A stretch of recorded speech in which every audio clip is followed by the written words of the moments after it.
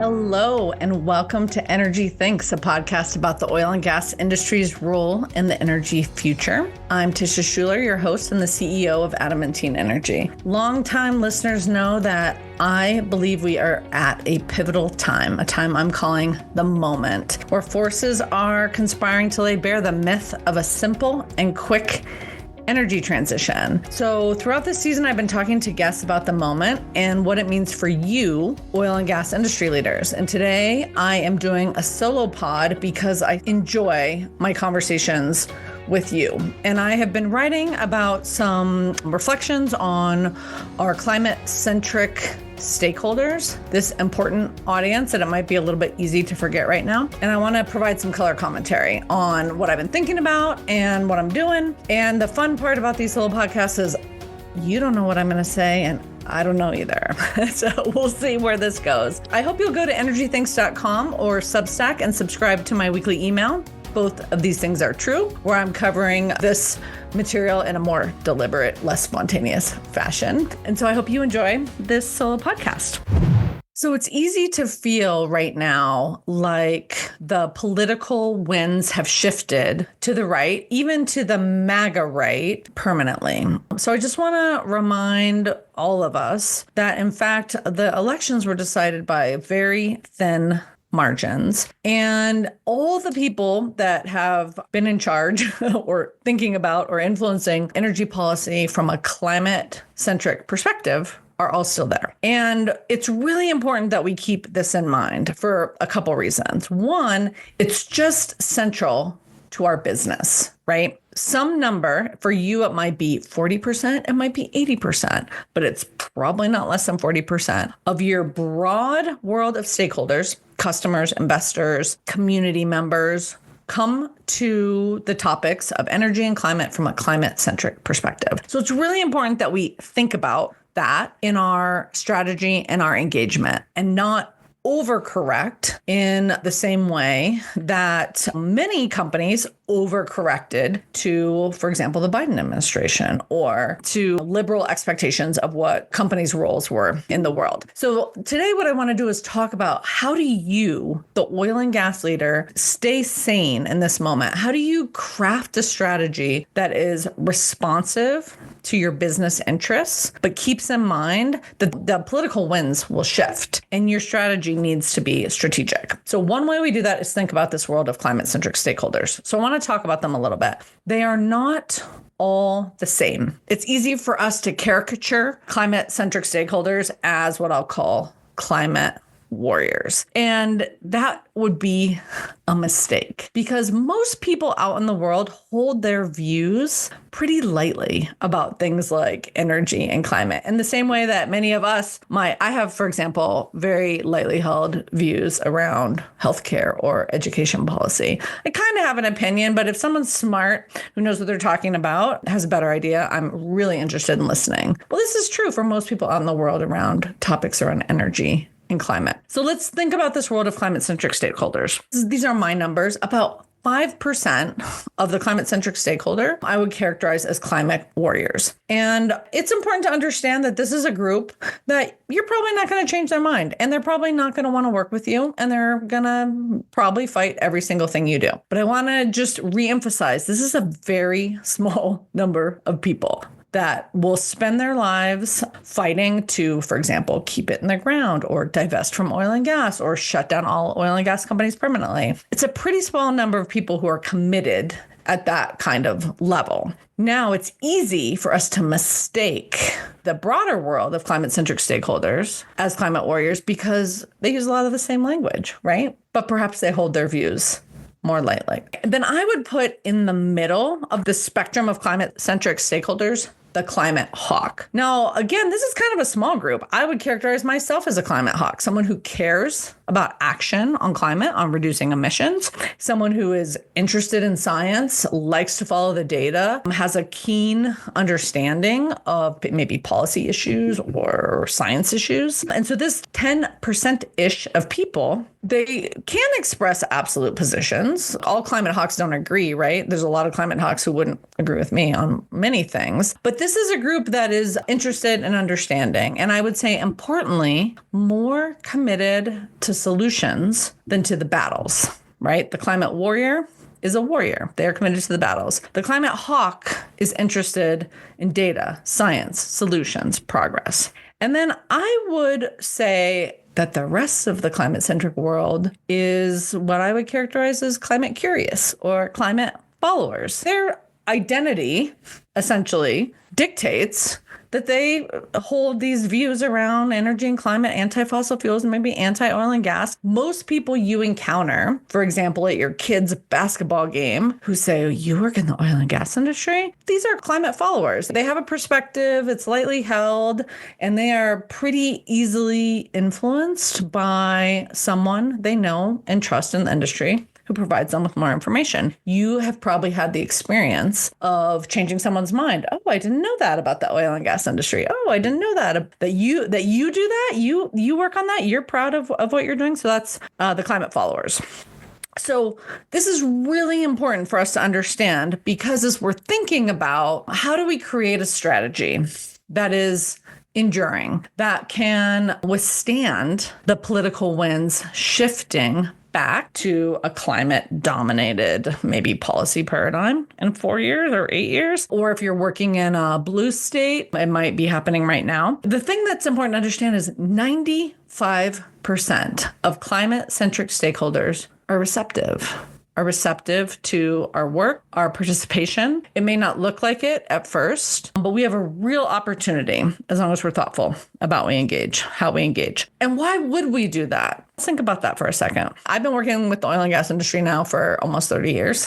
And I can tell you that as an industry, we are very loyal to the contractors and consultants, to the academics and policymakers who stay with us during tough times. And you know what I'm talking about, tough times, when oil drops below 50, or the dark day it went negative, or during the times when it becomes popular for everyone to hate oil and gas, but someone is willing to stand with you and talk about the good work that you're doing. Well, now we have the opportunity to be that steadfast partner to the climate-centric stakeholder. I can tell you from personal experience, living, here in Boulder, surrounded by the climate-centric stakeholder, that people who are not bought in to a Trump administration or a MAGA worldview at this moment feel lost in the wilderness. And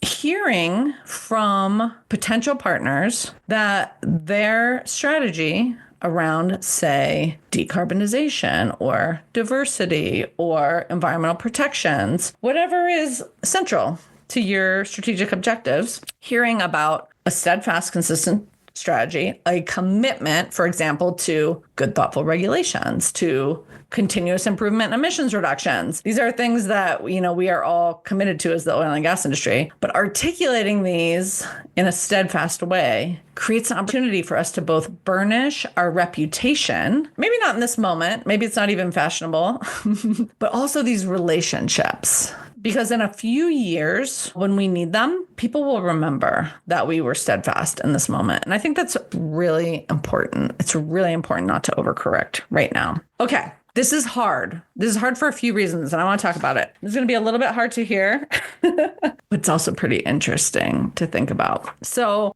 I have been doing a lot of thinking about how the climate-centric stakeholder views us, the oil and gas industry. As you all know, I used to be the CEO of the Colorado Oil and Gas Association. I was often surprised at how I was received, right? Here I am, like a good liberal mom from Boulder, environmental scientist, and I was just called a shill for the industry. I was compared to a tobacco lobbyist. And it's kind of funny to be caricatured in these ways, especially when you're someone like you, someone like me who's thoughtful and cares about these things. It's really weird to be caricatured as the bad guy. So here's what I want to tell you. You are caricatured as the bad guy. And I think the sooner we embrace that, not to act it out, but just like, yes, I am caricatured as the bad guy, the better. Because the alternative, getting angry, getting defensive, playing the part, like these are not useful strategies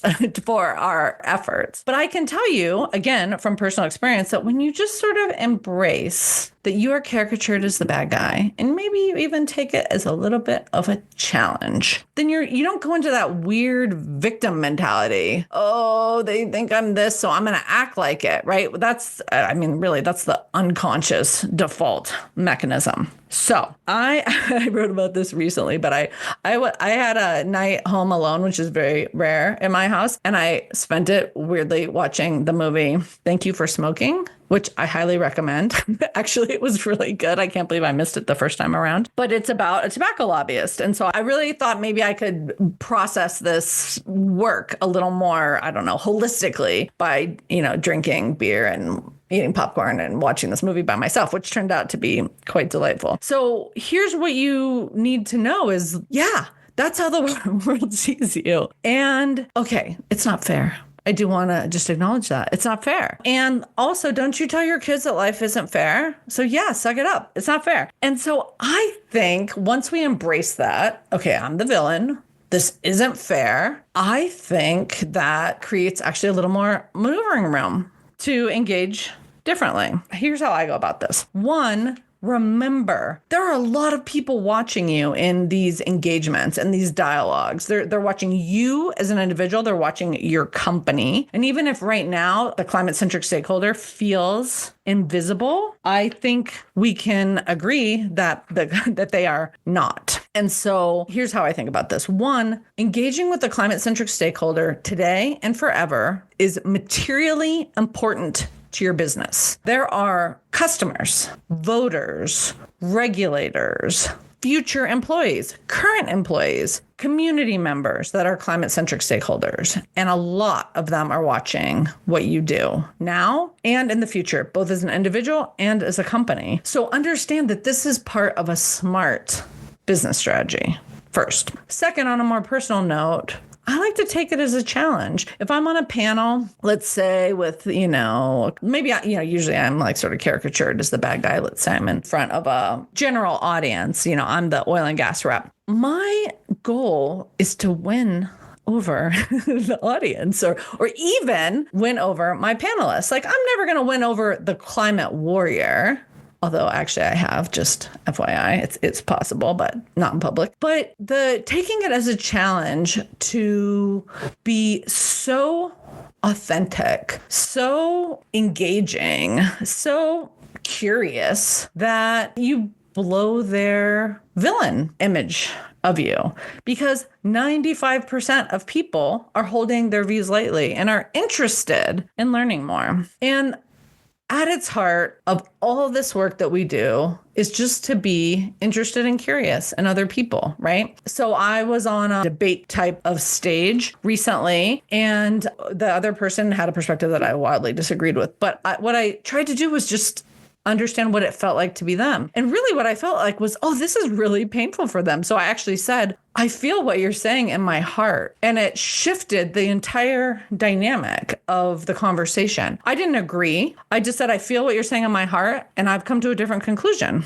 And that is a way that you can navigate these kind of situations. So, of course, as always, being a student of the climate-centric worldview is really important. And that just means read the New York Times, read Heat Map, read these sources of news and information that are climate-centric in nature to understand how are people thinking about this, talking this, what is their food diet. If you're a Substack reader, and if you are, please subscribe to both of these things are true, then make sure you have some good climate-centric folks in your feed and that you're curious about how to do that. And I guess the last thing I'll say about this is that you matter, like you as an individual. There is no media campaign. There's no political endeavor that is going to wrap this up. We're never going to be done with this work. The pendulum will never stop swinging. The political winds will never stop blowing. As long as you're working in energy,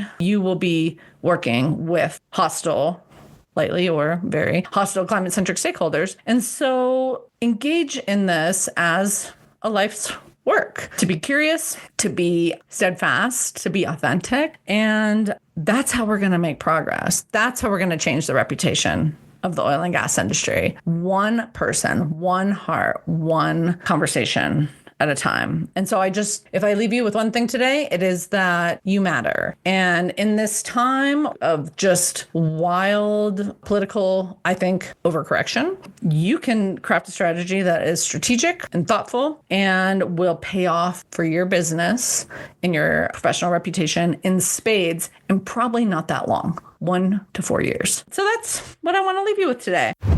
I would love to hear what you thought about this episode and my writing. So thank you so much for taking the time to listen to Energy Thinks. Take a second and rate this podcast wherever you get it. It helps other oil and gas leaders find us. If you'd like to know more about our work at Adamantine, we are doing some cool workshops right now on mapping alternative futures, and so that companies can craft a strategy that is resilient to the political winds. You can check out our work at energythinks.com. And while you're there, take a second and please subscribe to my newsletter. Both of these things are true. I'd like to thank my colleague, Kayla Chieves, for making Energy Thinks possible. Until next time, I'm Tisha Schuller, wishing you and yours happiness, prosperity, and good health.